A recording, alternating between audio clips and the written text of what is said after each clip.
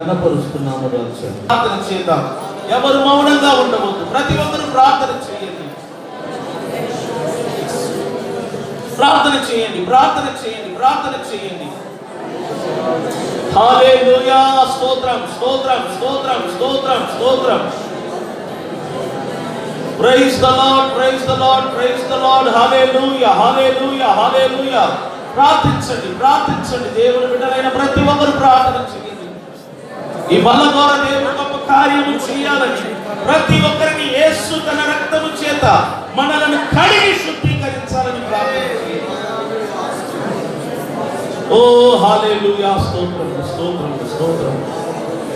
దేవానికే వందనములు, స్తోత్రం. Praise the lord. Hallelujah, hallelujah, hallelujah, hallelujah, hallelujah. స్తోత్రం, స్తోత్రం, స్తోత్రం, స్తోత్రం, స్తోత్రం, స్తోత్రం. యేసయ్యానికే వందనాలు. ప్రార్థించండి, ప్రతి ఒక్కరు ప్రార్థన చేయండి, ప్రతి ఒక్కరు ప్రార్థన చేయండి. ఎవరు మౌనంగా ఉండవద్దు. మంచి సమయానికి మనం వచ్చి ఉన్నాము. దేవుని బిడ్డలైన మనము దేవుడు దర్శించే సమయము, దేవుడు మాట్లాడే సమయము, నిన్ను నన్ను దేవుడు పరిశుద్ధపరిచే సమయము. హల్లెలూయా. స్తోత్రం.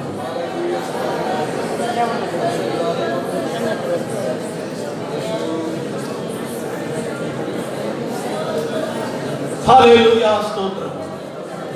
ఓ రాజాతి రాజా, దేవాతి దేవానికే వందనములు, వందనములు, స్తోత్రములు చెల్లిస్తున్నాను. Praise the lord. హల్లెలూయా. స్తోత్రం.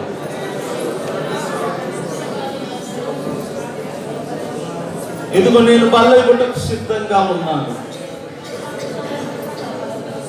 ఈ నెల 12వ నెల ఆఖరి దినము బల్ల ఇవ్వటకు నేను సిద్ధంగా ఉన్నాను. పుచ్చుకొనుటకు మీరందరూ సిద్ధంగా ఉన్నట్లయితే మీ చేతులు పైకెత్తండి, మీ చేతులు పైకెత్తండి. నేను పుచ్చుకొనుటకు సిద్ధంగా ఉన్నానన్నవారు. హల్లెలూయా. స్తోత్రం, స్తోత్రం, స్తోత్రం. ఓ రాజాతి రాజా, స్తోత్రం. Praise the Lord. ప్రార్థన చేద్దాం. ఎవ్వరు మాట్లాడవద్దు, నిశ్శబ్దంగా ఉండండి. పరిశుద్ధుడు నీకు వందనాలు, స్తోత్రం.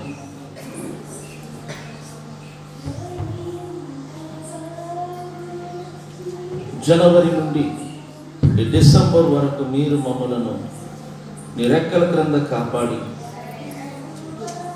ఇంతవరకు నడిపించినందుకు స్తోత్రం. ఇదిగో నీ యొక్క శరీరమును యేసు, నీ రక్తమును భుజించుటకు మేము ఇక్కడ వచ్చి ఉన్నాం. మీరు ఆశీర్వదించి ప్రతి ఒక్కరిని దీవించమని యేసు నామమున ప్రార్థనతో అడిగి వేడుకుంటున్నాము పరమ తండ్రి. నిశ్శబ్దంగా ఉన్నది, కూర్చోండి.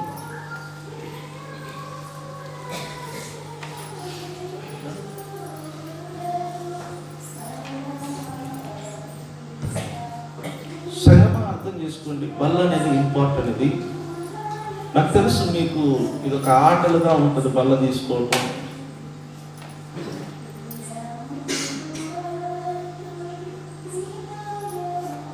చిన్నప్పుడు మెడ్రాస్లో మా ఇంటికి ప్రక్కన ఆర్సిఎం చర్చి ఉంది. అది చాలా పెద్ద చర్చి. ఇట్లాగనే డిసెంబర్ 31 రాత్రి మేమందరం సైకిల్ వేసుకొని సైకిల్ వీల్స్కి బోరలు కట్టుకొని పిల్లలందరూ కలిసి వీధులు వీధులు తిరుగుతూ శబ్దం చేసుకుంటూ ఉంటాం. అలాంటి సమయంలో మేము ఆర్సిఎం చర్చికి పోతే ఇట్లాగనే పిల్లలందరూ కూడా జోక్గా మోకాలు ఉని వరుసగా నిలబడతారు. అక్కడ ఫాదర్ గారు ఏం చేస్తారంటే ఆ వరుస లైన్లో ఉన్న వాళ్ళందరికీ తెల్లగా ఒక అప్పం దాకా ఉంటుంది, నాలుగులో పెట్టి పంపించేస్తారు. అదొక సరదాగా ఉంటుంది తీసుకోవటానికి. ఆ వరుసలో నేను కూడా వెళ్ళాను. అలా పెట్టించుకోవటం, పక్కకి వెళ్ళి పక్కన నవ్వటం, మళ్ళీ రెండోసారి లైన్లో రావటం. జోక్, అది సరదాగా ఉంటుంది. కానీ బైబుల్ చదివిన తర్వాత నాకు అర్థమైంది అది జోక్ కాదు, సీరియస్. అది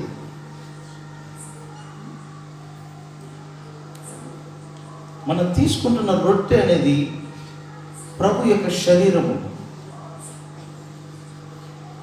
ప్రభు శరీరంలో ఒక ముక్కను నువ్వు తీసుకుంటున్నావు.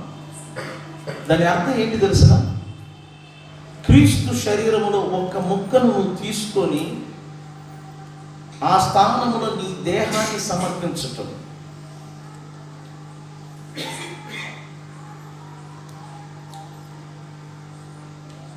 గ్లాసులో ద్రాక్షరసం ఇస్తారు ప్రభు శరీరం అని చెప్పి, అది త్రాగుతాం.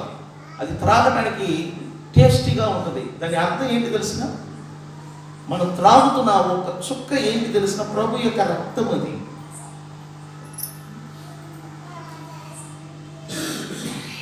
ఆయన రక్తాన్ని నువ్వు త్రాగుతున్నావు అంటే దాని అర్థం ఆయన ప్రాణాన్ని నువ్వు తాగుతున్నావు. రక్తములో ప్రాణం ఉంది. ఆయన ప్రాణాన్ని, ఆయన రక్తమును నువ్వు తీసుకుంటున్నావు. ఆయన శరీరాన్ని నువ్వు తీసుకుంటున్నావు. ఆయన శరీరాన్ని, ఆయన రక్తాన్ని నీ లోపలికి తీసుకుంటున్నావు. దాని వలన నీకు మేలు, దాని వలన నీకు ఆశీర్వాదం. కానీ దానిని అవివేకముతో, అంటే అర్థము కాక, కొంతమంది మాలాగా మేము పిల్లలుగా ఉన్నప్పుడు దాన్ని జోక్గా సరదాగా తీసుకునేవాళ్ళం. అలా అవివేకముతో ఎవరైనా తీసుకుంటే వారికి ఎఫెక్ట్ ఉంటుంది. నేను చెప్తున్నా, మామూలు ఎఫెక్ట్ కాదు నాన్న, నేను చెప్తున్నాను. ఆటలాడవద్దు దేవుని విషయంలో.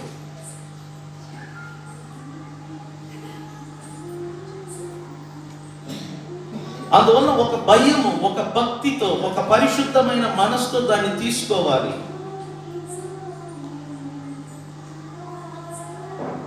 ఇవ్వటం నేను ఇస్తాను, కానీ తీసుకునేవాడు ఏ మనసుతో తీసుకుంటాడో వాడికి ప్రతిఫలం ఉంటుంది. నేను చెప్తున్నా,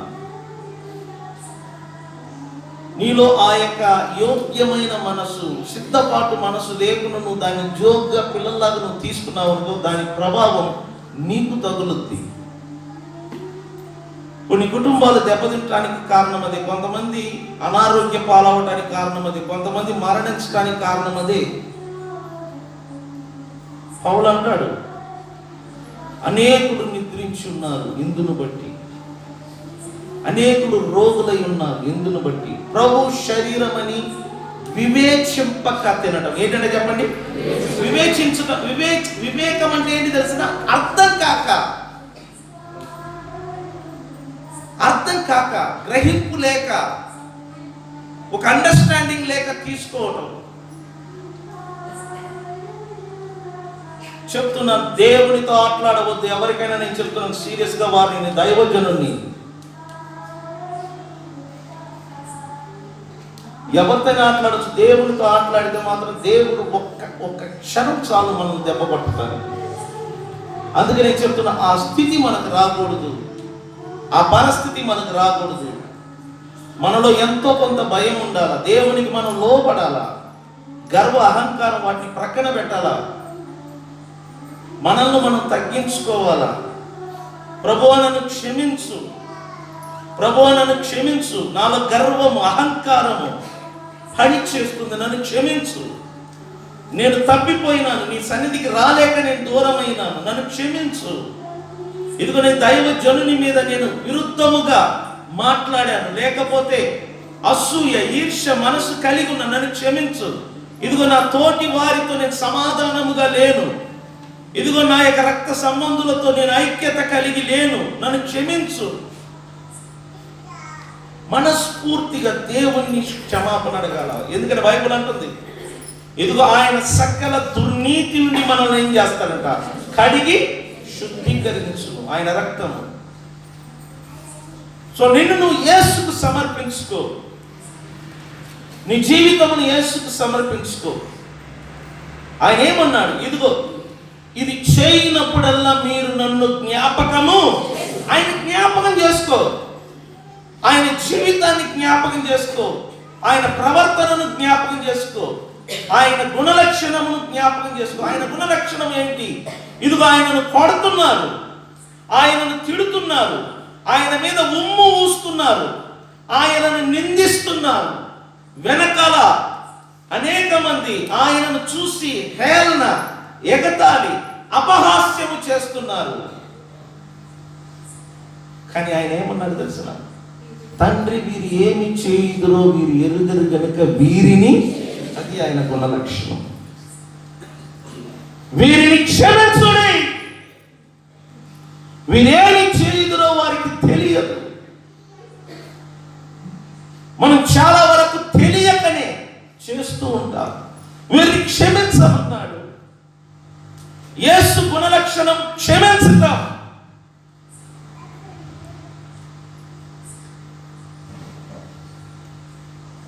బల్లకు సిద్ధపడిన దేవుని బిడ్డలారా, మనము క్షమించగలమా?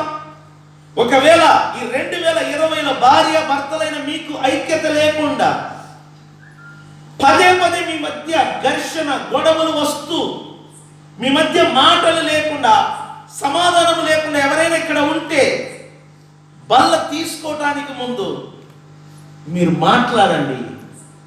ఒకరితో ఒకరు సమాధాన పడండి. నేను చెప్తున్నాను, సమాధానమైన మనసుతో బల్ల పుచ్చుకోండి. దేవుడు మిమ్మల్ని ఆశీర్వదిస్తాడు. మీకు ఎవరికైనా మాటలు లేవా? వెంటనే మాట్లాడు. నేను చెప్తున్నాను సీరియస్గా. మీకు ఎవరికైనా అసమాధానం ఉందా? వారితో వెంటనే సమాధాన పడు. మీ కుటుంబంలో ఐక్యత లేదా? ఐక్యత కలిగి ఉండండి. నేను చెప్తున్నాను. ఇదిగో బైబిల్ చెప్తుంది, దినములు చెడ్డవి, సమయమును పోనీయక మనం ఏం చేయాలంట? సద్వినియోగము చేసుకోవాలి. సో మీ కుటుంబాలు బాగుపడాలంటే మీరు ప్రభు సన్నిధిలో మిమ్ములను మీరు తగ్గించుకోవాలి. మిమ్ములను మీరు తగ్గించుకున్నప్పుడు దేవుడు పని చేస్తాడు. దేవుడు మిమ్మల్ని హెచ్చిస్తాడు. సంగమా, మీ కొరకు క్రీస్తు చనిపోయాడు. మీ కొరకు క్రీస్తు సమాధి చేయబడ్డాడు. మీ కొరకు క్రీస్తు తిరిగి లేచాడు. మీ కొరకు ఆయన తన పరిశుద్ధాత్మను పంపించాడు. మీ కొరకు ఆయన త్వరగా రానయ్యున్నాడు. ఆయన వచ్చే దినములలో జీవిస్తున్న సంగమా, మనమందరము ఏకాత్మ కలిగి ఉండాలా. ఒకరిని ఒకరు క్షమించువారుగా ఉండాలా. ఒకరిని ఒకరు మనం ప్రేమించేవారుగా మనం ఉండాలా. సంఘముతోనూ సంఘ కాపరితోనూ అన్యోన్య సహవాసములో ఉండాలా. అప్పుడే నువ్వు నీ కుటుంబం క్షేమముగా ఉంటుంది. నేను చెప్తున్నాను. సో బల్లకు సిద్ధపడి ఉన్నారా మీరు? నేను ఇవ్వటకు రెడీ. మీరు సిద్ధపడిన వారైతే ఉన్న చోటున భయముతో భక్తితో అలాగనే లేచి నిలబడండి. నేను బల్ల ఇవ్వబోతున్నాను. నిశ్శబ్దంగా, మిగిలిన వారు నిశ్శబ్దంగా ఉండండి. నేను చెప్తున్నాను, బల్ల తీసుకున్నవారు నిశ్శబ్దంగా నిలబడండి. వెనకాల ఈ బల్ల తీసుకోనని వారు, బాప్టిజం పొందని వారు, మీరు ఎవరైనా ఉండి కూడా నిశ్శబ్దంగా లేకపోతే నేను సీరియస్గా వార్నింగ్ చెప్తున్నాను. నేను కొట్టినా కొడతాను. అందువలన నిశ్శబ్దంగా ఉంటే ఉండు, లేకపోతే బయటికి లేచి వెళ్ళిపో.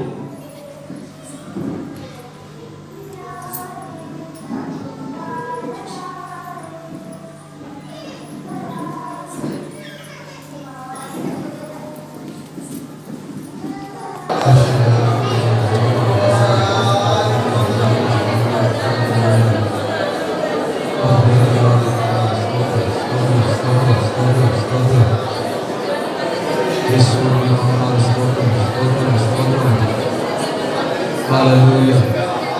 Hallelujah. Yesaya స్తోత్రం రాజా. Hallelujah. Hallelujah. Hallelujah. స్తోత్రం నాయనా. మహాపరిశుద్ధుడా, జీవాధిపతి మీకు స్తోత్రం రాజా. యేసు నీ వందనాలు. స్తోత్రం స్తోత్రం స్తోత్రం స్తోత్రం. ప్రభు ప్రియులారా, ఈ యేసు నామమున నువ్వు బాగుపడతావు. ఎందుకనగా ఆయన శరీరములో శక్తి ఉన్నది. ఆయన శరీరంలో పవర్ ఉంది. ఆ శరీరమును ముట్టగానే నీ దేహములో ఒక రకమైన శక్తి, ఒక రకమైన పవర్ ప్రవేశిస్తుంది. దేవుని బిడ్డలారా, కాబట్టి ప్రభు యొక్క శరీరము నీ యొద్దకు వస్తున్నప్పుడు భయముతో భక్తితో స్వీకరించు. అదేవిధంగా ప్రభు ఒక పాత్రను ఎత్తుకొని, ఇదిగో ఇది నా యొక్క రక్తమని ఆయన సెలవిచ్చాడు. అవును ప్రియులరా, ప్రభు యొక్క రక్తము పరిశుద్ధమైనది. ఈ రక్తము మనలను ఉజ్జీవింపజేస్తుంది.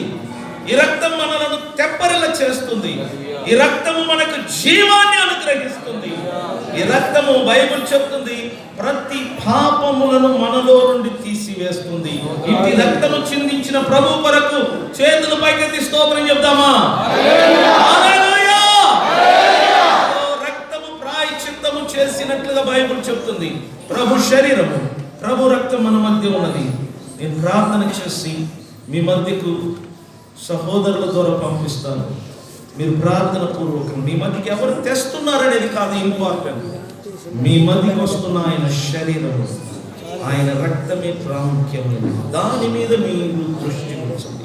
నేను ప్రార్థిస్తున్నాను. పరిశుద్ధుని వందనాలు, స్తోత్రం. నీ రక్తము, నీ శరీరము భుజించుటకు, త్రాగుటకు నేను ఇచ్చినందుకు స్తోత్రం. ఎదుగో ప్రభువా, ఇది నీ బిడ్డలకు పంచుతున్నప్పుడు ఒక్కొక్కరిని పరిశుద్ధపరచండి. ఒకవేళ నీకు విరుద్ధమైన పాపము చేసి ఉన్నట్లయితే క్షమించమని వేడుకుంటున్నాను. ఇదిగో ఎవరెవరు నీ రక్తమును త్రాగి నీ యొక్క శరీరమును పూజిస్తున్నారు వారందరూ యేసు నామమున స్వస్థత పొందినట్లుగా మీరు అద్భుతాలు పంచుతున్న సహోదరులను బట్టి ప్రార్థిస్తున్నాను. వారిని కూడా అభిషేకించండి, వారిని కూడా పరిశుద్ధపరచండి, వారిని కూడా మీరు వాడుకోండి. ఈ కార్యక్రమం ప్రారంభం నుండి ముగింపు వరకు నీ సన్నిధి చేత నడిపించమని నజరేయుడైన యేసు నామమున ప్రార్థన ద్వారా అడిగి వేడుకుంటున్నాము పరమ తండ్రి. ఆమేన్. ప్రతి ఒక్కరు ప్రార్థన పూర్వకంగా ఉండండి.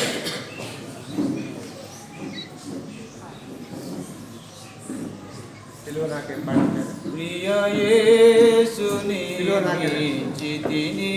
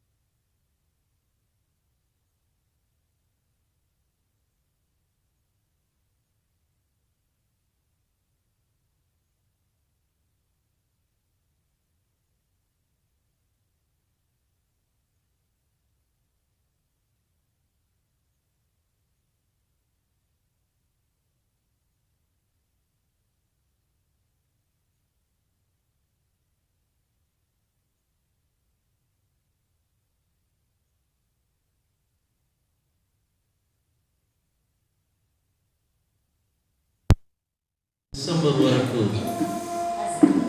సంఘ విషయములు కానీ, మందిర పనుల విషయములు కానీ, పరిచర్య విషయములు కానీ దేవుడు ఎంతగానో అభివృద్ధిని కలగచేశాడు. నాకు ఇప్పటికి అనుమానం లేదు ఇది అభివృద్ధి అవుతుంది. ఎందుకంటే ఒక లేబనాను వృక్షములాగా ఇది ఎదుగుతూ ఉంటుంది.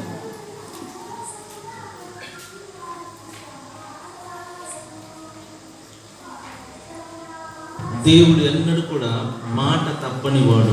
ఆయన మాట ఇచ్చాడు అనుకోండి, ఖచ్చితంగా ఆ మాటను నెరవేర్చు వరకు దేవుడు పని చేస్తాడంట. సో ఆయన మాట ఇచ్చాడు, 2020లో కృపా క్షేమములు నీ వెంట వచ్చును అని. నేను చాలామంది చెప్పటము వినటము జరిగింది. అదేంటంటే 2020 సంవత్సరం దరిద్ర సంవత్సరం, కరోనా అంటారు. నాకు మాత్రం ఈ 2020 సంవత్సరము ఆశీర్వాదకరమైన సంవత్సరం. నేను యథార్థంగా చెప్తున్నాను, నాకు అన్ని మంచి జరిగింది. కరోనా ఎఫెక్ట్ అనేది నాకు కాదు. కరోనా ఎఫెక్ట్ అనేది యేసు ప్రభునందు విశ్వాసము లేని వారు. నాకు అన్ని మంచి జరిగినాయి.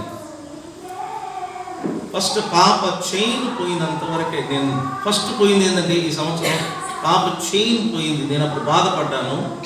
వెంటనే దేవుని వాక్యం నా మనసులో ఇలా జ్ఞాపకానికి వచ్చింది. అదేంటంటే సమస్తము మేలు కలుగుటకై సమకూడి. నాకు అర్థమైపోయింది ఏదో గొప్ప మేలు జరుగుతుందని. అక్కడి నుంచి ప్రతిరోజు ఒక అద్భుతం చూస్తున్నాను. ప్రతిరోజు ఒక అద్భుతం చూస్తున్నాను. ఆశ్చర్యమైన అద్భుతం అది. చర్చి జరగట్లేదు, ఆరాధన జరగట్లేదు, లాక్డౌన్. కానీ చర్చి పని జరుగుతుంది, డబ్బు ఊటలాగా ఊరుతుంది. నాకు అన్ని మంచి జరిగిందండి. దానికోసం నేను మనస్ఫూర్తిగా సంఘం ఎదుట దేవుని బిడ్డల మధ్య సింహాసనంలో ఆసీనుడైన నా తండ్రి, ఆయన కుడి పార్శ్వములో నా కొరకు విజ్ఞాపన చేస్తున్న నా రక్షకుడు, నా ప్రభు, నా కొరకు ప్రాణం పెట్టి, నా కొరకు రక్తము కార్చి, నా కొరకు చనిపోయి, నా కొరకు సమాధి చేయబడి, తిరిగి నా కొరకు లేచి తన ఆత్మను నాకు వరముగా అనుగ్రహించిన రాజులకు రాజు, ప్రభువులకు ప్రభు అయిన యేసుకు నేను మనస్ఫూర్తిగా వందనాలు చెల్లించుకుంటాను. ఆయన కృప లేనిదే ఇక్కడ నేను లేను. అదేవిధంగా పరిశుద్ధాత్మకు నేను వందనాలు చెల్లించుకుంటాను. ఎందుకంటే నాలో ఆయన నివసిస్తున్నాడు, నాతో ఆయన ఉంటున్నాడు, నన్ను నడిపిస్తున్నాడు, నాకు ఆలోచన ఇస్తున్నాడు. సోలిపోయిన సమయముల నాకు ఆదరణకర్తగా, ధైర్యపరుస్తూ, నేనున్నాను నీకు తోడుగా అని వాక్యము ద్వారా ఆయన నన్ను మాట్లాడుతూ, నన్ను బలపరుస్తూ ఇంతవరకు తీసుకుని వచ్చాడు. సో త్రియేక దేవునికి నేను మనస్ఫూర్తిగా వందనాలు చెల్లించుకుంటున్నాను. అదేవిధంగా సంఘస్థులందరికీ కూడా నేను వందనాలు చెల్లించుకుంటున్నాను. ఎందుకంటే మీరు లేకపోతే నేను లేను ఇక్కడ. ఎందుకంటే లాక్డౌన్ సమయంలో మా మీద ప్రేమతో అనేక మంది ప్రార్థన కూటములు చేసి, వారు మనస్ఫూర్తిగా వారు కానుకలు బట్టి ఎంతో ప్రేమతో తీసుకొచ్చి ఇచ్చిన వారు చాలామంది ఉన్నారు.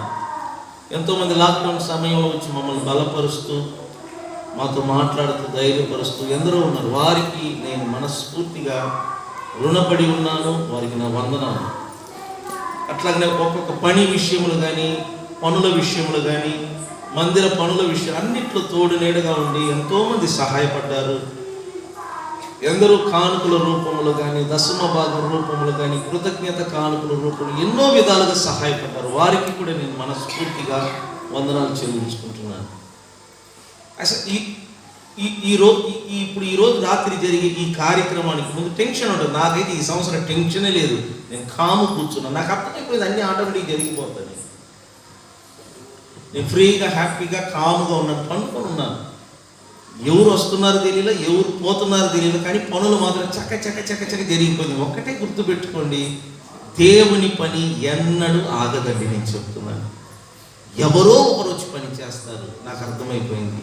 నేను భయపడాల్సిన పని లేదు. ఎందుకంటే నేను రాజైన దేవుని బిడ్డను, ప్రభు అయిన యేసుక్రీస్తు యొక్క తోటి సహోదరుని. దేవుని పని జరుగుతుంది. ఎంతమంది యవనస్తులు పని చేశారు. ఎంతమంది యవనస్తులు కానీ ఆడవాళ్ళు నిన్నటి దినం వచ్చారని నేను విన్నాను. మన సెమీ క్రిస్మస్ కాడ నుంచి ఈ పనులన్నీ కూడా సక్రమంగా జరిగింది. నన్ను అడిగారు డబ్బులు ఎట్లా ఇచ్చారని. నేను అన్నాను చాలా డబ్బులు ఎక్కువ వచ్చాయి, ఇంకా ఎక్కువ వస్తాయని నేను చెప్పాను. స్తోత్రం చెప్పండి.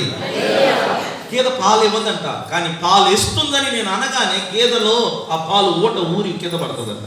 అట్లా డబ్బు విస్తారంగా వస్తుందండి. ఎంత డబ్బు?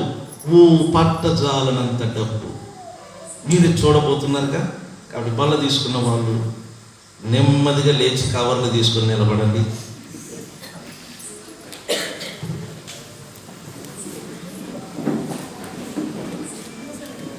నాగమణి గారు పడతారా? ఏం పడతారు? నలుగురు, ఒక సింగిల్ పడతారు, నలుగురు పడతారు. అమ్మా వచ్చేయాలి స్పీడ్గా.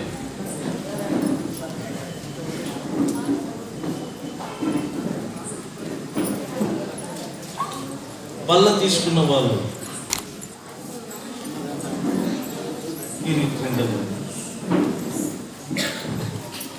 పాట అయిన తర్వాత నేను వాక్యం కవర్. దయచేసి పోయిన వారం కవర్లు పంచిపెట్టి ఉన్నారు కనుక ఎవరికైనా కవర్లు అందన పక్షాన కవర్లు స్టేజ్ మీద ఉండి కావాలంటే ఎవరైనా చెప్తే తీసుకొచ్చి ఇస్తాం.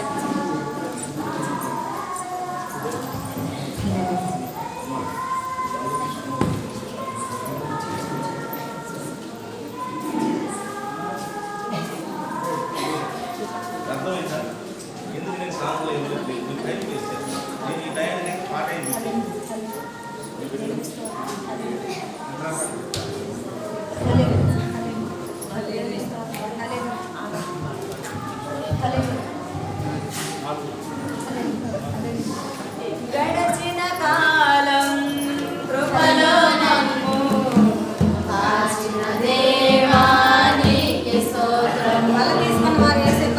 పగలు రే కను పాపవలే కాచిన దేవానికి స్తోత్రం.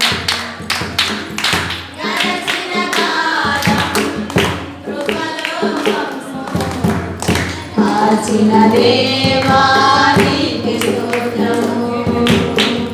పగలు రేయి కను పాపవలే కాచిన దేవానికి స్తోత్రము.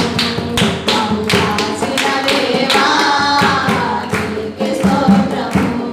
కాపాడిన తండ్రి నీకే స్తోత్రము. కాపాడిన దేవా నీకే స్తోత్రము.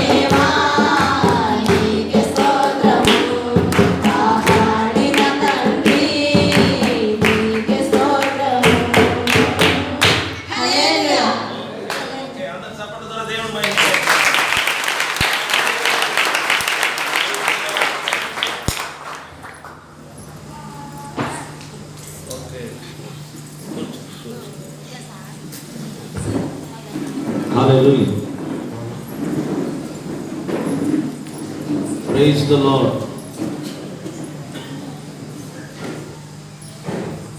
హల్లెలూయా.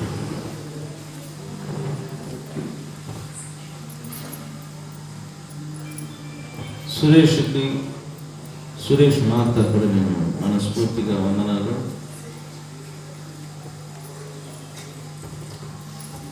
వచ్చినప్పటి నుంచి నాతోనే ఇక్కడ ఉండే అన్ని పనులు సక్రమంగా ఆయన చేయవలసిన పనులన్నీ కూడా ఆయన చక్కగా చేశాడు. సో ఆయన కూడా నేను మనస్ఫూర్తిగా వందనాలు చెల్లిస్తున్నా. వెంకీ వచ్చాడు. వెంకీ రాలేదు. సో వెంకీ కూడా నేను మనస్ఫూర్తిగా వందనాలు చెల్లిస్తున్నాను. బిడ్డ కూడా ఉదయం నుంచి పాపం ఈ యొక్క పనులన్నీ చేశాడు. ఈరోజు ఇంత చక్కగా అరేంజ్మెంట్ చేయటం వెంకీకి, కిరణ్కి, రాజేష్ వంశీకి, మహేష్కి చాలామంది ఉన్నారు. వీళ్ళందరికీ కూడా నేను మనస్ఫూర్తిగా నిండు వందనాలు చెల్లిస్తున్నాను. దేవుడు వారిని, వారి కుటుంబాలను ఆశీర్వదించాలని నేను మనస్ఫూర్తిగా కోరుకుంటున్నాను. సంగమా 2020 ఇంకొక 60 నిమిషంలో వెళ్ళిపోతుంది. మరలా మన జీవితంలో 2020 మనం చూడాలని ఆశించిన మనం చూడలేము.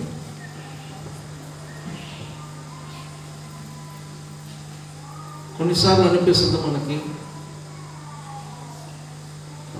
జరిగిపోయిన రోజులే మనకు మంచిదని. కొన్నిసార్లు ఆలోచించే మన చిన్ననాటి కాలం, చిన్ననాటి స్నేహాలు అవన్నీ గుర్తుకు వస్తున్నప్పుడు మనకి ఎలా ఉంటుందంటే స్వీట్ మెమోరీస్ లాగా ఉంటుంది, తీయని జ్ఞాపకాలు. ఎందుకంటే చిన్నప్పుడు మన అక్క చెల్లెలతో కానీ, అన్నదమ్ములతో కానీ, తల్లిదండ్రులతో కానీ, గ్రామ ప్రజలతో కానీ వారితో గడిపిన దినాలన్నీ గుర్తు చేసుకోండి. మీకు ఎలా ఉంటుందంటే తీయని జ్ఞాపకాలు. ఎందుకంటే గతించిపోయిన రోజులన్నీ కూడా తీయని జ్ఞాపకాలు, అవన్నీ మంచి రోజులు. కానీ భవిష్యత్తు మన ముందు ఉంది. మనకు వస్తున్న ఒక్కొక్క రోజు ఒక్కొక్క రకమైన ప్రమాదకరమైన వార్తలు, టీవీ కానీ, పేపర్ కానీ ఇవన్నీ వింటున్నప్పుడు భయాన్ని కలిగిస్తుంది. మనకు అనిపిస్తుంది పోయిన రోజులే మంచిది అన్నట్టుగా అనిపిస్తుంది. 2021 ఎలా ఉంటుంది? సో 2020 ప్రపంచమంతా గడగడలాడేటట్టుగా మనం చూసాం. ఈ కరోనా వలన ఒక్కొక్క దేశం కదిలింది. ప్రతి దేశంలో లాక్డౌన్, ప్రతి గ్రామాలలో కూడా అంతగా ఈ వైరస్ ప్రభావితం చేసినట్లుగా మనం చూసాం. కానీ 2020లో ప్రపంచం కదిలింది, కానీ దేవుని బిడ్డలైన మనం కదలకుండా ప్రశాంతంగానే ఉన్నాం. నిజమంటారా కాదంటారా? నమ్మిన వారు స్తోత్రం చెప్పండి. సో నిజం చెప్తున్నాను, ఎందుకంటే దేవుని బిడ్డలైన మనం ప్రశాంతంగా చూడండి. 9 తెగుళ్ళు, 1 కాదు 2 కాదు, 9 తెగుళ్ళు ఐగుప్తు దేశాన్ని వణికించింది. కానీ ఇశ్రాయేలీలు వారు ఉంటున్న ఆ ప్రాంతంలో ప్రశాంతంగా ఉన్నారు, హ్యాపీగా ఉన్నారు. తెగుళ్ళు అన్యజనుల వైపు వెళ్ళింది, కానీ దేవుని బిడ్డల వైపు రాలేదని నేను సీరియస్గా మాట్లాడుతున్నాను.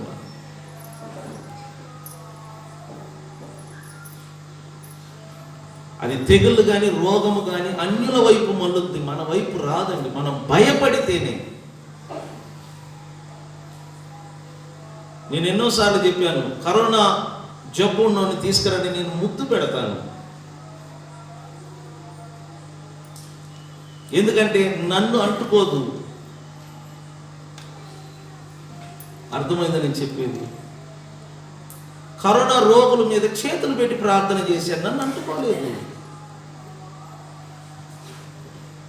ఎందుకంటే లోకంలో ఉన్నవాడి కంటే నాలో ఉన్నవాడు గొప్పవాడని బైబిల్ అదే నాకు నేర్పింది.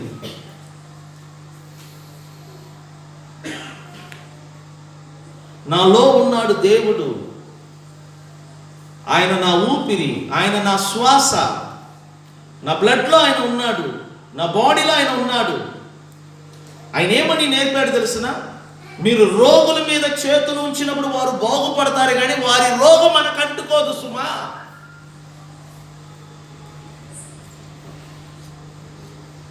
ఎందుకంటే క్రీస్తు రక్తములో కడగబడ్డాం మనము. ఆయన రక్తము వలన క్రీస్తు శరీరములో మన బాడీ ఒక అవయవము. కాబట్టి ఏ తెగులు దేవుని బిడ్డల వైపు రాదు. ఎందుకంటే మన దేవుడు మనకు వాగ్దానం చేశాడు, నిన్ను స్వస్థపరచు యెహోవాను నేనే అన్నాడు. స్తోత్రం చెప్పండి. దేవుని బిడ్డలారా, భయమును తొలగించు. నేను చెప్తున్నా, బైబిల్ ఏం చెప్తుంది? ధైర్యమును, నిరీక్షణ వలని ఉత్సాహమును తుదమట్టుకు మనం ఏం చేయాలంట? కొనసాగించిన ఎడల మనమే దేవుని ఇల్లు. చూసారా? ధైర్యమును, నిరీక్షణ వలని ఉత్సాహమును తుదమట్టుకు కొనసాగించిన ఎడల మనమే దేవుని ఇల్లుగా పిలువబడుతున్నాం. ధైర్యవంతులుగా ఉండండి. పేపర్లో వస్తూ ఉంటాయి వార్తలు, టీవీలో వస్తూ ఉంటాయి వార్తలు, వాటి మీద ఫోకస్ చేయవద్దు. యేసు నిన్ను చూసి నువ్వు లోకానికి వెలుగై ఉన్నాడు అని చెప్పాడు. నిన్ను ఆయన ఏమన్నాడు? మీరు వెలుగు జ్యోతులు.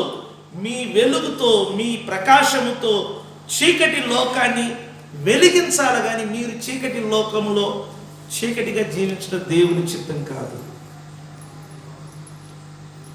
అర్థం చేసుకోండి. 2020 ఎలా ఉంటుంది నాకు తెలుసు. 2020 ఎలా ఉంటుంది ఎందుకంటే నేను చూశాను 2021ని కూడా. డిసెంబర్ వరకు మనం చూశాను, కానీ 2021 నేను చూశాను. ఎలా ఉండబోతుందో నాకు తెలుసు. నేనేం చెప్తానో అదే జరుగుతుంది. చూడండి కావాలంటే. ప్రవక్త ఏ మాటలను పలుకుతాడో దేవుడు ఆ మాటలను స్థిరపరుస్తాడు.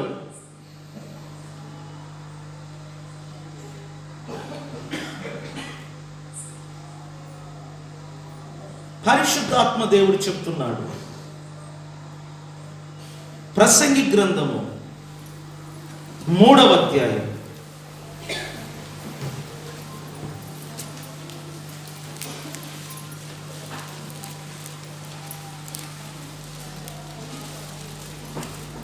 ఏం జరగబోతుంది 2021? ప్రపంచానికి 2021 ఎలా ఉండబోతుంది? పరిశుద్ధాత్మ దేవుడు 2021లో ఏమేమి జరగబోతుంది వాటిని బయలుపరుస్తున్నాడు. 3వ అధ్యాయములో ప్రసంగి గ్రంథములో 15వ వాక్యములో ఇలా రాయబడి ఉన్నది, ముందు జరిగినదే ఇప్పుడును జరుగును, జరగబోనది పూర్వమందు జరిగినదే, జరిగిపోయిన దానిని దేవుడు మరలా రప్పించును.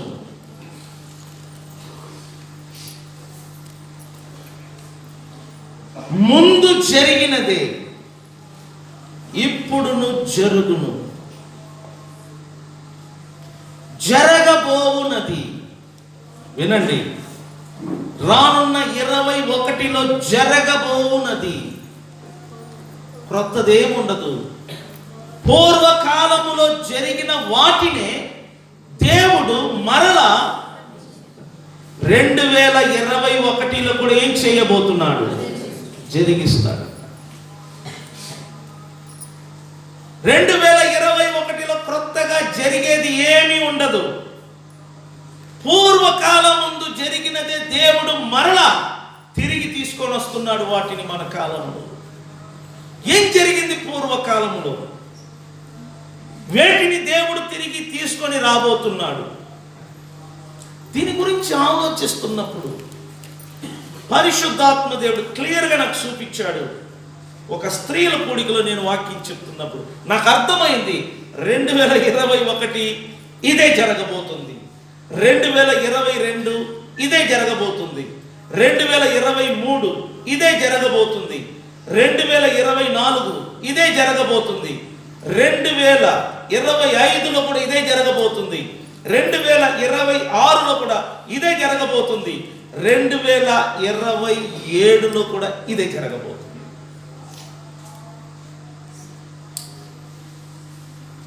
ఇది నిన్న మొన్న కాదు, పూర్వమందు జరిగినదే,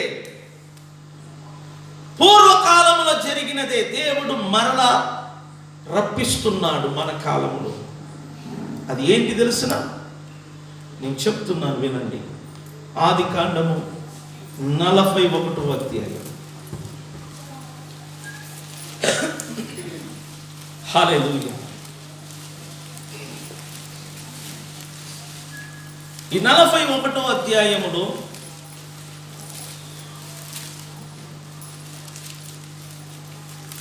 25వ వాక్యాన్ని నేను చదువుతాను, మీరు వినండి.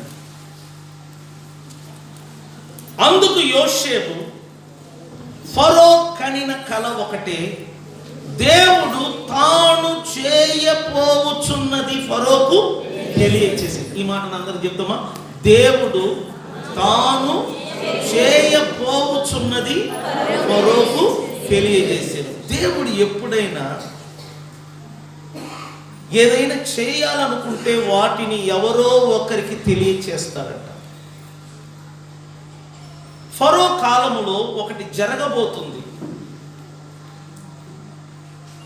దానిని దేవుడు ముందుగానే ఫరోకు కలలో చూపించాడు. ఫరో అంటే ఎవరు?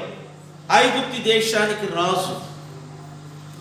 మీకు చెప్తున్నాను, ఐగుప్తి దేశం అనేది అగ్రరాజ్యము కాన ఒక కాలంలో. ఈరోజు అమెరికా ఎలాగనో ఒకప్పుడు ఐగుప్తు, ఈజిప్ట్ అంటారు. ఫరో గొప్పగా ఏలుబడి చేసిన రాజు. అతని దినములలో ఒక దినము నిద్రపోతున్నప్పుడు అతడు ఒక కల కన్నాడు.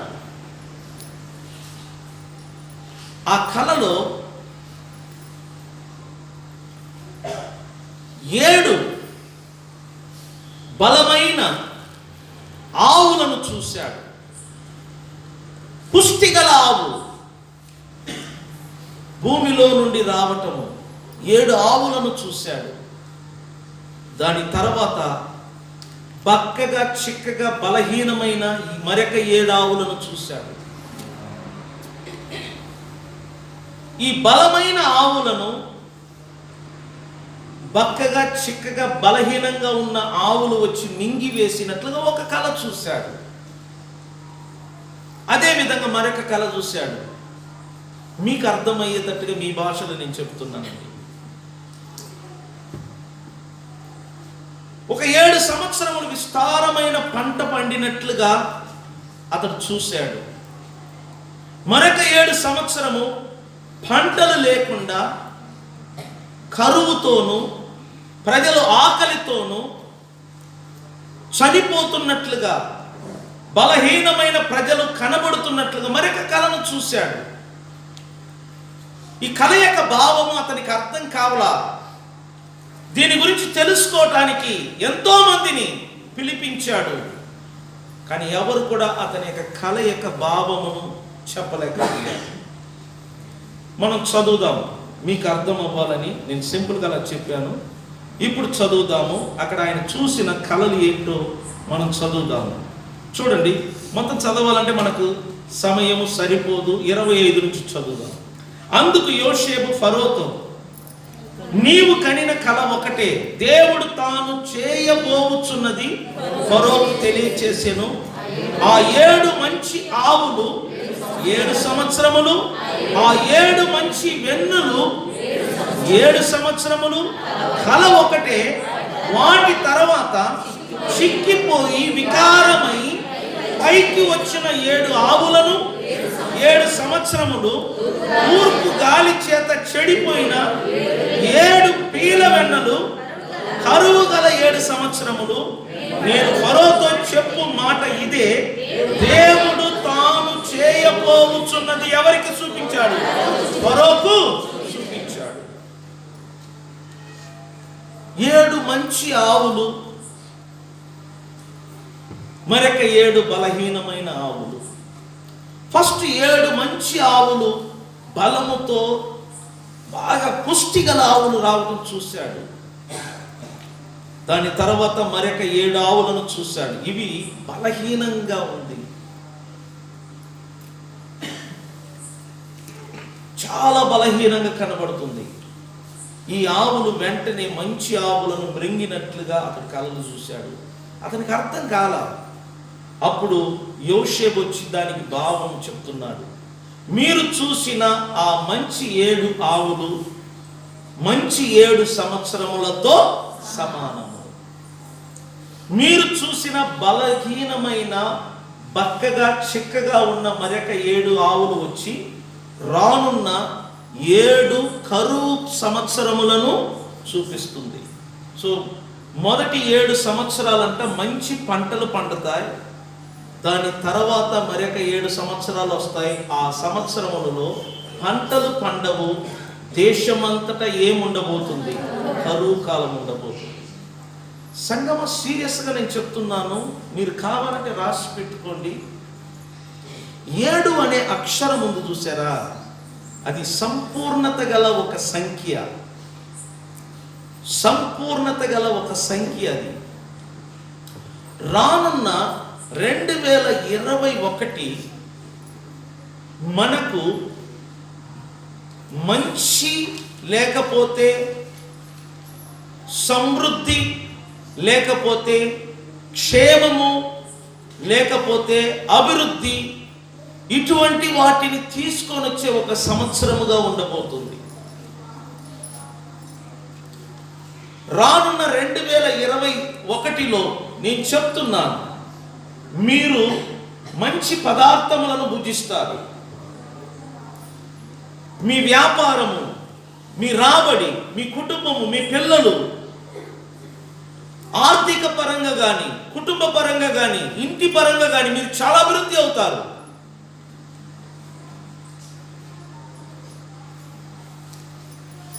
మీ పొలము, మీ తోట, మీ పంటలన్నీ కూడా నూరంతలుగా పండుతుంది. విస్తారమైన పంటలు, విస్తారమైన దీవెనలు, విస్తారమైన ఆశీర్వాదము రాబోతుంది. 2021 రాసి పెట్టుకోండి. దీనిని ఎవరు ఆపలేరు. ఏ గవర్నమెంట్ ఆపలేదు, ఏ కరోనా ఆపలేదు, ఏ లాక్డౌన్ ఆపలేదు. ఎందుకంటే బైబిల్లో ఇలా రాయబడి ఉన్నది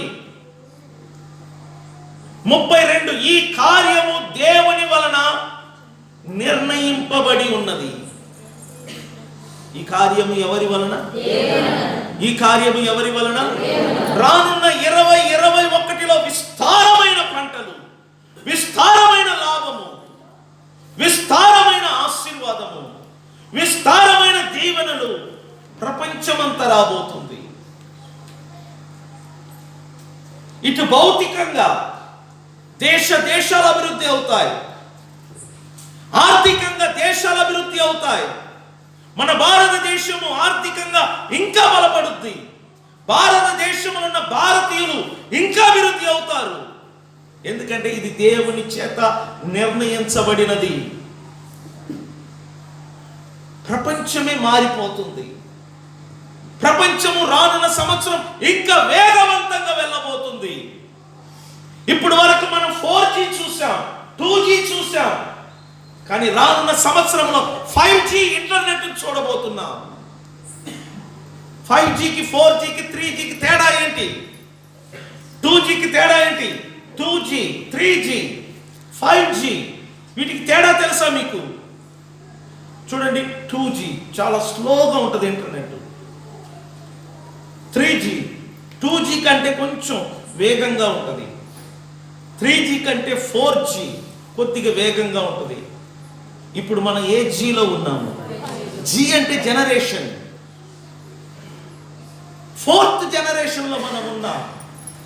నెక్స్ట్ ఇయర్ రాబోతుందండి 5th జనరేషన్, అంటే 5G. ప్రపంచమంతటా 5G రాబోతుంది. దాని అర్థం ఏంటంటే ప్రపంచం చాలా వేగవంతంగా వెళ్ళబోతుంది. దీనిని ఎవరు ఆపలేరు. పసిపిల్లల నుంచి ఇంటర్నెట్లో, మీడియాలో గడుపుతారు సమయాన్ని. పిల్లలకు పాఠాలు కానీ, స్కూల్ కానీ ప్రతి చోట చాలా అభివృద్ధికరమైన మార్గంలో తీసుకెళ్ళబోతున్నారు. 2021 నుంచి ఒక మార్పు ప్రపంచంలో రాబోతుంది.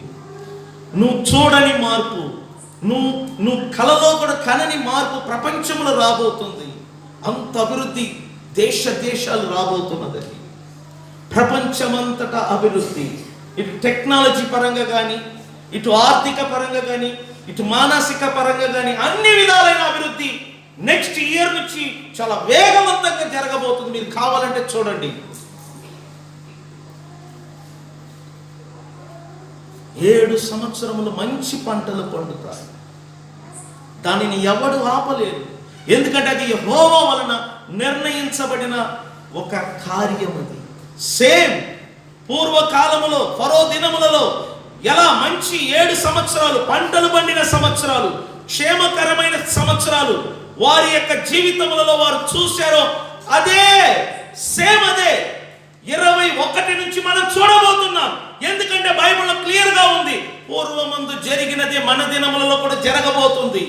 పూర్వకాలంలో దేవుడు ఏం చేశాడో వారి దినాలలో మన దినములలో కూడా దేవుడు తిరిగి దానిని తీసుకొని రాబోతున్నాడు. ప్రపంచమంతటా అభివృద్ధి పరంగా అభివృద్ధి అవుతారండి. నేను ఒక విషయం చెప్తున్నాను, రాసి పెట్టుకోండి. చాలా మంది విమానాల్లో మీరు కూడా వెళ్తారు, చదువు నిమిత్తమని.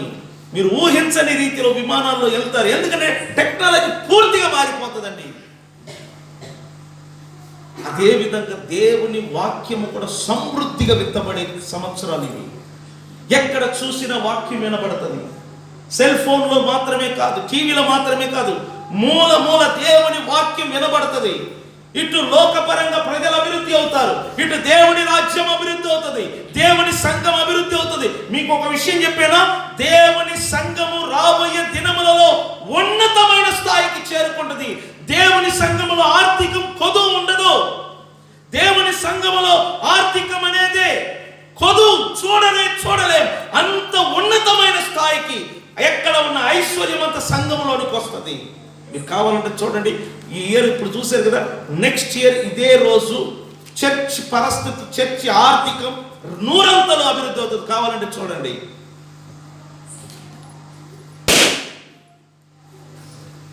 ఎందుకంటే సంఘం ఎత్తబడే దినములలో ఉంటున్నాం. దేవుడు సంఘాన్ని పైకి లేపుతున్నాడు. సంఘములోనికి నానా విధములైన ప్రజలను తీసుకొని వస్తున్నాడు. అనేకమైన ప్రజలు, ధనికులను, దరిద్రులను అందరిని తీసుకొని వస్తున్నాడు. దేవుని పని కొరకు, దేవుని రాజ్యము కొరకు డబ్బు ఎంత అవసరం, ఆ డబ్బులు ఇచ్చేవారు, దాతలను, బోలెడు మంది ప్రజలను దేవుడు పరిశుద్ధాత్మ ద్వారా సంఘములోనికి తీసుకొని వస్తున్నాడు. ఎందుకంటే రాబోయే సంవత్సరాలు క్షేమకరమైన సంవత్సరం, రాబోయే సంవత్సరాలు అభివృద్ధి సంవత్సరం, రాబోయే సంవత్సరాలు మనకు మేలు కలిగించే సంవత్సరాలు. ఇది ఎంతవరకు ఉంటుంది? 7 అక్షరమే గుర్తు, 7 సంవత్సరములు గుర్తు. 7 అనగా సంపూర్ణత కలిగిన ఒక అక్షరము. కానీ బైబిల్ ఏమంటుంది తెలుసిన, 7 సంవత్సరములైన తర్వాత భయంకరమైన కరువు కాలము, భయంకరమైన మరొక 7 సంవత్సరములు వస్తుంది. ఆ రెండవ 7 సంవత్సరాలలో కరువు ఉంటుంది, భయంకరమైన కరువు ఉంటుంది. తినుటకు ఆహారం ఉండదంట. ఎక్కడ వెతికిన కరువు. ఈ కరువు వల్ల ప్రజలు చనిపోతారు. ఈ కరువు వల్ల ఎక్కడ చూసిన నాశనం అవుతారు. ప్రాణహాని జరుగుద్ది. అనేక మంది నశించిపోతారు. ఒక 7 సంవత్సరం ఏమో సమృద్ధి, మరొక 7 సంవత్సరాలు ఏమో కరువు. ఒక 7 సంవత్సరాలు ఏమో సమృద్ధి, మరొక 7 సంవత్సరాలు ఏమో కరువు. బాగా అర్థం చేసుకోండి. కరువుకు ముందు వచ్చేది సమృద్ధి, కరువుకు ముందు వచ్చేది ఆశీర్వాదం, కరువుకు ముందు వచ్చేది దీవెనలు, కరువుకు ముందు వచ్చేది అభివృద్ధి. నెక్స్ట్ ఇయర్ ప్రారంభమవుతుందండి అభివృద్ధి, దీవెన, సమృద్ధి. ఇది 7 సంవత్సరాలు కొనసాగుద్ది. ఆ 7 సంవత్సరాలు పూర్తయిన తర్వాత ప్రపంచమంతటా ఘోరమైన కరువు వస్తుంది. ప్రపంచమంతటా సావు కేకలు వినపడుతాయి. ప్రపంచమంతటా ప్రాణహాని భయంకరంగా జరుగుద్ది. ఈ 2020లో వచ్చిన కరోనా అనేది ఇదొక శాంపుల్. 7 సంవత్సరములైన తర్వాత గుర్తుంచుకోండి సంగమా, ప్రపంచంలో ఘోరమైన ప్రాణ నష్టము జరగబోతుంది, ప్రాణహాని జరగబోతుంది. ఎందుకంటే ఎక్కడ చూసిన కరువు కాలము రాబోతుంది. ఎక్కడ చూసినా ఆకలితో అనేకులు చనిపోతారు, అన్నము లేకుండా చనిపోతారు. ఎక్కడ చూసినా ఒకరిని ఒకరు చంపుకొని తినే రోజులవి. ఆ దినములు రాబోతుందని పరిశుద్ధాత్మ దేవుడు మనకు ముందే జ్ఞాపకం చేస్తున్నాడు. కరువు దినములు రాబోతున్నాయి, కరువు సంవత్సరాలు రాబోతుంది.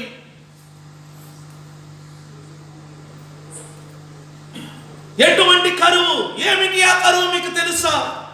బైబిల్ అంటుంది, ఆమోసు గ్రంథము 8వ అధ్యాయము 11వ వాక్యము. ఆమోసు గ్రంథము 8వ అధ్యాయము 11వ వాక్యము. తీసిన వారు చదవండి దయచేసి. ఒకరు రాబోవు దినములందు సంగమా అర్థం చేసుకో, దేవుడు మాట్లాడుతున్నాడు. రాబోవు దినముల యందు, రాబోవు సంవత్సరాలు, రాబోవు అర్థం చేసుకో. ఇక రాబోవు దినముల యందు దేశములో దేవుడు అంటున్నాడు క్షామము అంటే ఏంటి తెలిసిన? కరువు. దేవుడు కరువును పుట్టిస్తాడంట.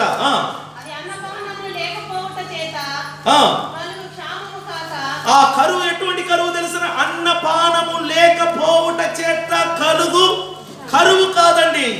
మరి ఏ కరువు అది? యెహోవా మాటను వినకపోవుట వలన. చూడండి, దేవుని వాక్యము వినే కరువు కాలము రాబోతుంది. ఎందుకంటే రానున్న 7 సంవత్సరములు ప్రజలు తండోపతండాలుగా ఎదుగుతారండి, ఆస్తి ఎదుగుతారు, ప్రతి ఒక్కరు ధనికులు అవుతారండి, ప్రతి ఒక్కరు అభివృద్ధి అవుతారు, ప్రతి కుటుంబం అభివృద్ధి అవుతుంది. అందరూ అభివృద్ధి బాటలోనే పయనం చేస్తూ ఉంటారు. అందరూ డాబాలు కడతారు, ప్రతి ఒక్కరు డాబాలు. నేను చెప్తున్నా, ఇక్కడ ఎవరైనా గుడిసెలు ఉన్నారా? ఇక్కడ ఎవరైనా రేకుల షెడ్ ఉన్నారా? నేను చెప్తున్నా, మరొక 7 సంవత్సరములో మీరు సొంత డాబాను చూడబోతున్నారు. ప్రతి ఒక్కరు డాబా ఇల్లు కలిగి ఉంటారండి. నేను చెప్తున్నా, చనుబండలో బోలెడు మంది కారు కలిగి ఉంటారు. కావాలంటే చూడండి. చూడు, నేను దైవజనుణ్ణి, దేవుని అభిషేకము క్రింద నుంచి నేను మాట్లాడుతున్నాను. యేసు నామమున ఏది ప్రకటిస్తున్నానో అదే జరుగుతుంది. నేను చెప్తున్నా, ఈ అభివృద్ధి మీద ప్రజలు దేవుని మర్చిపోతారండి. ఈ రాబడి పెరగటం వలన, ఆర్థికం పెరగటం వలన ఆత్మీయతకు దూరం అవుతారు. ఇల్లు కట్టుకోవటం వలన దేవుని మందిరానికి రావటం దూరం అవుతారు. బంగారాలు, అదేవిధంగా వైడూర్యాలు, ఇట్లా బంగారు సంబంధమైన ఆభరణాలు వేసుకోవటం వలన ఆత్మ సంబంధమైన అలంకారంలో దెబ్బతింటారు. అందుకే నేను చెప్తున్నాను, రానున్న 7 సంవత్సరములు విస్తారమైన లాభాలు, విస్తారమైన అభివృద్ధి కనబడుతుంది. ఈ అభివృద్ధి వలన మనుషులు ఎవరికి దూరం అవ్వబోతున్నారు? అవును, దూరం అవుతారు. ప్రతి మనిషి దేవునికి దూరం అవుతారు. ప్రతి మనిషి దేవునికి దూరం అవుతారు. ప్రతి యవనస్తుడు దేవునికి దూరం అవుతాడు. ప్రతి స్త్రీ దేవునికి దూరం అవుతారు. ప్రతి పురుషుడు దేవునికి దూరం అవుతాడు. ఎందుకు తెలుసునా? రాబడి పెరిగిపోతుంది, ఆర్థికం పెరిగిపోతుంది, కుటుంబ పరిస్థితులు మారిపోతున్నాయి, ఇంటి వాతావరణం మారిపోతున్నాయి. కాబట్టి మందిరానికి రావడం ఇంట్రెస్ట్ ఉండదు, ప్రార్థనకు రావడం ఇంట్రెస్ట్ ఉండదు, ఆరాధనలో గడపడం ఇంట్రెస్ట్ ఉండదు. ప్రతి ఒక్కరు దేవునికి దూరం అయ్యే రోజులండి అది. ప్రతి క్రైస్తవులు దేవునికి దూరమయ్యే రోజులు. వాక్యం సమృద్ధిగా దొరుకుతుంది కానీ వినటానికి రారు. పాస్టర్ గారు వాక్యాన్ని బోధిస్తారు, వినరు. సెల్ ఫోన్ లో వాక్యం వినబడుతుంది, సెల్ ఫోన్ లో వాక్యం వినరు. టీవీలో వాక్యం వినబడుతుంది, వినరు. ఎందుకంటే ఈ అభివృద్ధి వారిని దేవుని నుండి దూరం చేస్తుంది. అందుకని దేవుడు కరువు కాలమును తీసుకొని రాబోతున్నాడు. అది అన్నపానముల వలన కలిగే కరువు కాదు, దేవుని మాట వినుటకు కరువు. దేవుని వాక్యం ఉండదు. ఇక రాబోయే దినములలో దేవుని వాక్యం దొరకదు. దేవుని వాక్యం వినాలన్నా దొరకదు. చర్చిలు ఉండవు, పాస్టర్లు ఉండరు. ఎందుకంటే 7 సంవత్సరములు పూర్తయిన తర్వాత క్రీస్తు వస్తాడు, సంఘమును తనతో తీసుకెళ్తాడు. సంఘం ఎత్తబడిన తర్వాత భూమిలో సంఘం ఉండదు, పాస్టర్లు ఉండరు, బైబిల్ ఉండదు, వాక్యం ఉండదండి. అందుకే దేవుడు నీతో మాట్లాడుతున్నాడు. ఉన్నప్పుడే వినండి. సంఘము ఎత్తబడటానికి ముందే వచ్చి వాక్యాన్ని వినండి. సంఘము వెళ్ళిపోవటానికి ముందే యవనస్తుల వాక్యమును విను. వాక్యము లేకపోతే నువ్వు సోలిపోతావు. వాక్యము లేకపోతే నువ్వు కృంగిపోతావు. వాక్యము లేకపోతే ఇటు ఆత్మీయంగా మానసికంగా పతనం అవుతావు. ఎందుకు చాలా మంది ఆత్మహత్య చేసుకుంటున్నారు? వాక్యము లేక. వాక్యము లేని రోజు రాబోతుంది. అందుకే దేవుడు అంటున్నాడు, సమృద్ధి అయిన వాక్యం దొరుకుతున్నప్పుడు, దీవెనలు ఆశీర్వాదాలు కలిగే సంవత్సరాలు వచ్చినప్పుడే మీరు దేవునికి మిమ్మల్ని మీరు సమర్పణ చేసుకోండి.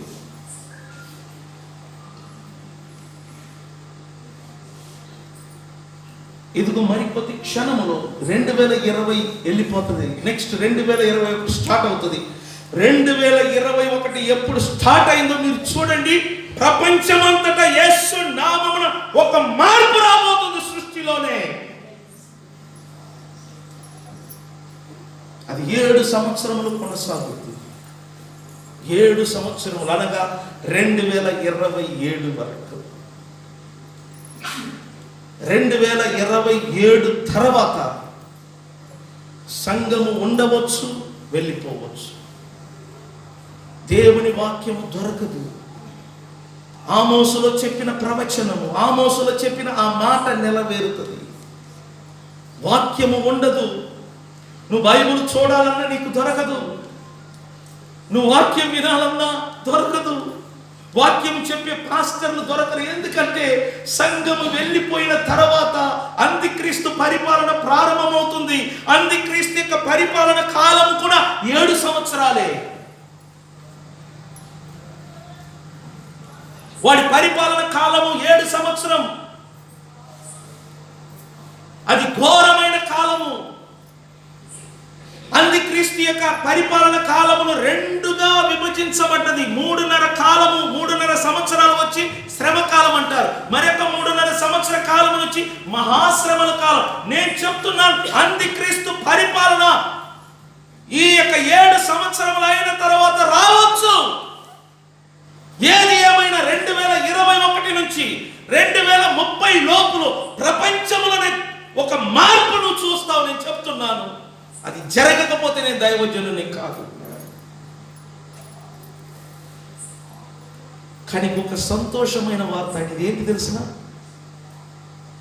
ఫరో అంటాడు, ఫరోకు యోషేపు సలహా ఇస్తాడు. ఇదిగో మొదట 7 సంవత్సరములు విస్తారమైన పంటలు పండుతాయి.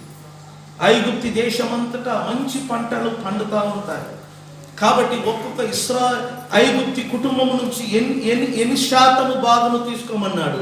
5% భాగమును తీసుకొని అందరి దగ్గర వాటిని ఆ యొక్క ధాన్యం అంతటిని సమకూర్చి అక్కడక్కడ పెద్ద పెద్ద ఒక ధాన్యము సమకూర్చే ఒక స్థలాన్ని నిర్మాణం చేసి అందులో ధాన్యము సేకరించాలని యోషేపు ఫరోకు సలహా ఇస్తాడు. అప్పుడు ఫరో ఏమన్నాడు తెలిసిన? దేవుని ఆత్మ కలిగిన నీలాంటి మనుషుడు మాకు దొరుకునా, కాబట్టి నువ్వే ఆ పని చెయ్యని ఫరో యోషేపును ప్రధానమంత్రిగా అభిషేకము చేశాడు. ఇప్పుడు యోషేపు పని ఏంటి తెలిసిన? 7 సంవత్సరములు విస్తారమైన పంటలు ప్రారంభమైంది. యోసేపు ఏం చేశాడని అక్కడక్కడ పెద్ద పెద్ద ధాన్యము నిలువ చేసే పెద్ద పెద్ద గౌను, పెద్ద పెద్ద షెడ్డులను నిర్మించాడు. ప్రతి పట్టణానికి ప్రజలను పంపి ఇంటింట 5% ధాన్యమును సమకూర్చాడు. ఆ ధాన్యమును ఏం చేశారని ఒక స్థలంలో నిలువ చేశారు. ఎందుకంటే రానున్న భయంకరమైన 7 సంవత్సర కరువు కాలములలో ఈ ధాన్యమే అందరినీ పోషించబోతుంది. కాబట్టి పంటలు సమృద్ధిగా పండినప్పుడే వాటన్నిటిని సేకరించాలా, వాటన్నిటిని సమకూర్చాలా. ఇది యోసేపు పరిశుద్ధాత్మ ద్వారా ఫరోకు చెప్పిన సలహా. దేవుడు కూడా మీకు అది చెప్తున్నాడు. ఇదిగో మరొక అరగంట తర్వాత ఆ యొక్క అద్భుతమైన సంవత్సరం ప్రారంభమవుతుంది. ఇదిగో విస్తారమైన రాబడి రాబోతుంది, విస్తారమైన ఆశీర్వాదము. ఇటు ఆర్థిక పరంగా, శారీరకంగా, మానసికంగా, ఇటు వాక్యానుసారంగా ప్రతిదీ కూడా సమృద్ధిగా నీకు దొరకబోతుంది. వాటిలో కొంత దేవునికని తీసి మందిరములో సమకూర్చండి. మీకు వచ్చిన రాబడిలో 10వ భాగమును తీసుకొని మందిరములోనికి రండి. ఎందుకంటే దేవుడు ఇలాగనే యోవేలు గ్రంథంలో చెప్పాడు, ఇదిగో మీరు నేను చెప్పినట్లుగా 10వ భాగము నా మందిరములోనికి తెచ్చినట్లయితే నేను ఆకాశ వాక్యాలను మీ కొరకు ఏం చేయబోతున్నాను, తెరవబోతున్నాను. అప్పుడు పట్టజాలనంత దీవెనలు దేవుని బిడ్డలు పొందుతారంట. స్తోత్రం చెప్పండి. ఇదిగో మీకు వచ్చిన రాబడి, మీకు వచ్చిన వ్యాపారముల రాబడి, దేవునికి ఇచ్చే విషయంలో పిసునారితనం చేయవద్దు. దేవుని సన్నిధికి తీసుకొని వచ్చే విషయంలో పిసునారితనం చేయవద్దు. ఎందుకంటే విస్తారమైన రాబడి కాలం రాబోతుంది. అప్పుడు నువ్వు దేవునికి ఇస్తే వాటిని దేవుడు సమకూర్చుకుంటాడు ఆయన సన్నిధిలో. వాటిని సమకూర్చిన వాటిలో నుండి దేవుడు ఏం చేస్తాడంట తెలిసిన, కరువు కాలములో ఆయన నిన్ను పోషిస్తాడంట. స్తోత్రం చెప్తామా? కాబట్టి యోసేపు ఇక్కడ యేసు ప్రభుకు సాదృశ్యంగా ఉన్నాడు. యేసు ప్రభు నిన్ను ఏలుబడి చేస్తాడు. ఫరో ఏమన్నాడు తెలిసిన, సింహాసన విషయంలో తప్ప అన్నిటిలో నువ్వు రాజు స్థానంలో ఉండి ఏలుబడి చేయి, ప్రజలు నీకు లోబడతారన్నాడు ఫరో. అదే విధంగా దేవుని సంఘము, దేవుని బిడ్డలైన ప్రతి ఒక్కరూ యేసుకు లోబడాలా. ఎందుకు తెలిసిన, రాబోయే కాలములలో మనలను కాపాడేది, మనలను నడిపించేది, మనలను పోషించేది యేసు. నీకొచ్చిన రాబడిలో 10వ భాగమును తీసుకొని వచ్చి యేసుకి ఆయన మందిరంలో సమకూర్చు. నేను చెప్తున్నా, అలా నువ్వు చేసి చూడు. భయంకరమైన వచ్చే కరువు కాలములలో ఆయన నిన్ను కాపాడుతాడు. యోసేపు చెప్పినట్లుగా ఐగుప్తీయులందరూ కూడా వారి వారి కుటుంబముల నుండి 10వ భాగమును 5వ భాగమును తీసుకొని వచ్చి యోసేపుకి ఇచ్చారు. యోసేపు వాటిని సమకూర్చాడు. 7 సంవత్సరములు మంచి కాలము గడిచిపోయింది, కరువు కాలము ప్రారంభమైనది. బైబిల్ ఏమంటుంది తెలుసా, ఈ కరువు కాలములో దేశాలు నశించిపోతున్నాయి, కానీ ఐగుప్తిలో మాత్రము సమృద్ధి అయిన ఆహారం ఉందంట. చప్పట్ల ద్వారా దేవుని మహిమపరచండి. ఎక్కడ చూసిన కరువు, ఎక్కడ చూసిన ఆహారం లేదు, ఒక ఐగుప్తిలో మాత్రమే ఆహారం ఉందంట. ఈ విషయాన్ని యాకోబు విని తన కుమారులను పిలిచి, అయ్యా ఐగుప్తిలో మనకు ధాన్యము దొరుకును, మీరు అక్కడికి వెళ్ళి ధాన్యమును తీసుకొని రా అని కుమారులను పంపాడు. ఎందుకంటే ఎక్కడ చూసిన కరువు, ఒక ఐగుప్తిలో తప్ప. ఎందుకంటే ఐగుప్తిలో యోసేపు దేవుడిచ్చిన సలహాను బట్టి అనేకుల కొరకు ధాన్యమును ఏం చేశాడట, సమకూర్చాడు. నేను చెప్తున్నాను, కరువు కాలములో ఎక్కడైనా కరువు ఉంటది, చనుబండ చర్చిలో కరువు ఉండదు. స్తోత్రం చెప్పండి. ఓ ధాన్యం విషయంలో కాదు, ఆర్థిక విషయంలోనే కాదు, ఆత్మీయతలోనే కాదు, వాక్య విషయంలోనే కాదు, ఇక్కడ పరిశుద్ధాత్మ దేవుడు ఉండి పని చేస్తున్నాడు. ఇక్కడ పరిశుద్ధాత్మ దేవుడు కాపరిగా ఉన్నాడు. ఇక్కడ పరిశుద్ధాత్మ దేవుడు కార్యము చేస్తున్నాడు. నేను చెప్తున్నాను, రానున్న దినములలో అనేక మందిని దేవుని ఆత్మ తీసుకొని రాబోతున్నాడు. ఎందుకంటే చుట్టుపక్కల వాక్యాలు ఉండవు, ఇంకా వాక్యాలు వినబడదు. చుట్టుపక్కల వాక్యం అనే కరువు రాబోతుంది. దేవుని ఆత్మ, ఇదిగో మీకు కరువు అక్కడ ఉంది, చనుబండలో కరువు లేదు, రండి అని ప్రతి ఒక్కరిని ఆత్మదేవుడు తీసుకొని రాబోతున్నాడు. అలాంటి దినము వస్తుందని నేను హృదయంలో స్థిరంగా నమ్ముతున్నాను. మీరు నమ్మినట్లయితే మీ చేతుల పైకెత్తి స్తోత్రం చెప్పండి. చనుబండ చిన్న గ్రామం, చనుబండ మారుమూల గ్రామం, కానీ ఒకానొక రోజు చనుబండలో పెద్ద సంఘం ఉంది, చనుబండలో సమృద్ధి కలిగిన వాక్యం ఉంది, చనుబండలో ఆహారం ఉంది, చనుబండలో దేవుడే ఉన్నాడని ప్రజలు మాట్లాడుకునే రోజు రాబోతుంది. యేసు నాజరేతులో నుండి లేచాడు. నాజరేతు అంటే ఏంటి తెలుసా?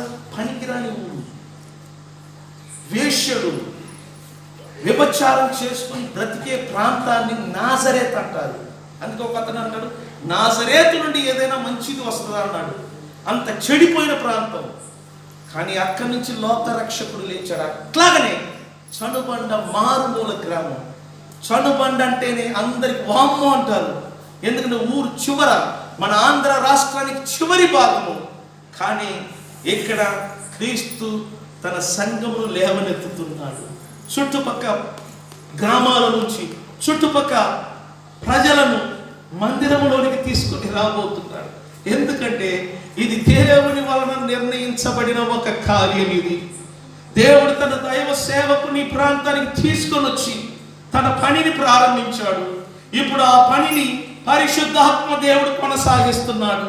మనమందరము పరిశుద్ధాత్మ దేవుని కింద పరిచారకులుగా ఉండాలా. స్త్రీలను మీరు పరిచారకులకు ఉండాలా, యవనస్తులు మీరు పరిచారకులుగా ఉండాలి. నాకు తెలుసు మీరు పరిచర్య చేయాలని ఇక్కడ రావాలనుకున్నా ప్రక్కన వారు చెడగొడతారు. అది దురాత్మతో సంబంధమైన మనుషులు. నిన్నిటి రానీరు, మందిరానికి రానీరు, ఇటువైపు మళ్ళనీరు. ఎందుకంటే నువ్వు మంచి వాళ్ళగా మారడం వాళ్ళకి ఇష్టం లేదు. నేను చెప్తున్నా, నువ్వు వచ్చినా రాకపోయినా వచ్చే వాళ్ళు సిద్ధంగా ఉన్నారండి. చప్పట్ల ద్వారా దేవుని మహిమపరచండి. దేవుడు అదే చెప్తున్నాడు. ఖచ్చితంగా దేవుడు పని చేస్తున్నాడు, నాకు అనుమానమే లేదు. దేవుడు పని చేస్తున్నాడు. 2021 నుంచి నీ విషయంలో, నీ కుటుంబ విషయంలో నువ్వు లాభాలు చూస్తావు, నువ్వు అభివృద్ధి అవుతావు. 2020 క్షేమకరమైన సంవత్సరం అని నేను ప్రకటన చేస్తున్నాను. ప్రపంచానికి అది వేరుగా ఉండవచ్చు, దేవుని బిడ్డలైన మనకు మంచిగా ఉంటది, మనకు అన్ని మంచి జరుగుతుంది. నేను చెప్తున్నాను, యోషేబులాగా యేసు మన పక్షాన ఉన్నాడు. స్తోత్రం చెప్దామా? ఎవరంటే చెప్పండి. ఐగుప్తులకు ఎవరు దిక్కయ్యారు తెలిసిన? యోషేబు. మనకెవరంట? యేసు. యేసయ్య మనకు యోషేబులాగా ఉండి కాపాడుతాడు. యేసయ్య మనలను నడిపిస్తాడు, మనలను పోషిస్తాడు.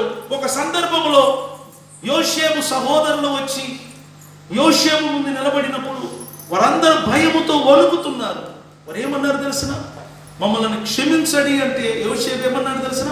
నేను ఎందుకు క్షమించాలా? మీరు నాకేం ద్రోహం చేశారు? నిన్ను చంపాలనుకున్నామన్నారు. అందుకు యోషేబు ఏమన్నాడు? మీరు నన్ను చంపాలనుకోలేదు, మిమ్మలను పోషించుటకు దేవుడే మీకంటే ముందుగా నన్ను ఇక్కడికి తీసుకున్నాడు. నేను చెప్తున్నా, మనలను పోషించుటకు యేసు 2000 సంవత్సరానికి ముందే శిలువ మీద చనిపోయాడు, సమాధి చేయబడ్డాడు, 3వ రోజు తిరిగి లేచాడు. ఆయన నిన్ను పోషిస్తాడు, నీ కుటుంబాన్ని పోషిస్తాడు, నీ పిల్లలను పోషిస్తాడు. ప్రభు మన పక్షాన ఉండగా మనకు విరోధి ఎవరు? కాబట్టి సంఘం అర్థం చేసుకో, రానున్న 7 సంవత్సరములు మంచి పంటలు పండే సంవత్సరములు. సమృద్ధి అయిన పంటలు పండుతాయి నీ కుటుంబములో. సమృద్ధి అయిన వాక్యం వినబడుతుంది. ఎక్కడ చూసిన దైవ వాక్యం వినబడుతుంది. ఇక్కడ నుండి గవర్నమెంట్ ఆపాలనుకున్న ఆపలేరు, దానిని నిలబెట్టాలనుకున్న ఎవరి తరము కాదు. వాక్యం అనేది విస్తరిస్తుంది. ఇక్కడ నుండి వాక్య ప్రకటన, వాక్యం చెప్పేవారు, వాక్యం బోధించేవారు ఎక్కువ అవుతారు. చంటి పిల్లలు కూడా వాక్యం బోధిస్తారు, స్త్రీలు కూడా వాక్యం బోధిస్తారు. అలాంటి దినములు మరొక అరగంట తర్వాత నుంచి ప్రారంభం అవబోతుంది. సమృద్ధి అయిన వాక్యం, సమృద్ధి అయిన ఆశీర్వాదం వచ్చే దినములు. కానీ ఆ 7 సంవత్సరములు పూర్తయిన తర్వాత కరువు కాలం స్టార్ట్. అప్పుడు దేవుని వాక్యము దొరకదు.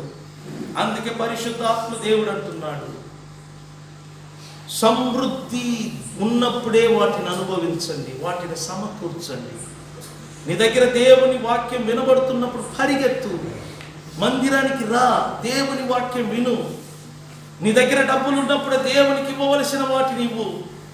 డబ్బును దాచుకోవద్దు. నేను చెప్తున్నాను, డబ్బును దాచుకునే వారికి, డబ్బును దాచుకునే వారు దానిని అనుభవించకుండా చనిపోతారు. వారు ఉండరు. వారు దాచిన డబ్బు ఎక్కడో పనికి రాకుండా ఉంటుంది. అప్పుడు దేవుడు అడుగుతాడు, నువ్వేం చేశావు నేను ఇచ్చిన డబ్బుల్లో? నేను దాచిపెట్టాను. ఒకడన్నాడు, నేను దాచిపెట్టాను. దాచిపెట్టిన వాడిని దేవుడు మెచ్చుకున్నాడా?